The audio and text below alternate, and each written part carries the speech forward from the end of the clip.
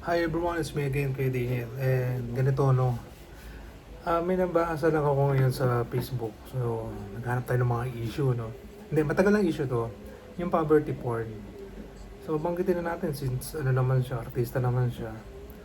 Ah, hindi ko pa napapanood yung video, pero sabi rito, nagpanggap siyang pulubi, nag-makeover siya, which is nakita ko sa ibang picture. Parang nangingi yata ng tulong siya sa matanda. And then later on, nagpakilala siya. Nagbigay siya ng tens of thousands of pesos. No? Pero sa totoo lang, malaki pa yung kinita niya sa naging puhunan niya. So dito kasi, totoo lang, hindi dapat sinusuportahan ng mga Pilipino yung mga poverty porn na vlog. Kasi sa totoo lang, walang win-win situation doon. Ang win-win doon, ang win doon, yung kay vlogger talaga. 'Di ba? So, ang daming vlogger na ganyan dito. Which is, gusto sana namin gawin ng kapatid ko. Kaya nga lang, nakakadiri yung ganun, nakakaawa.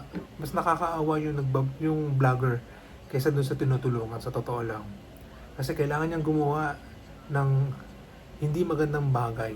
Hipokrito yan eh. Hypocrisy. Sa Bible, nasa Bible yan eh. Wala kang pinagkaiba sa mga nagdadasal sa gitna ng kalsada kumpara sa babaeng nagbigay ng buong pera niya sa lagayan ng parang lagayan ng tights, di ba? So, hindi maganda yan.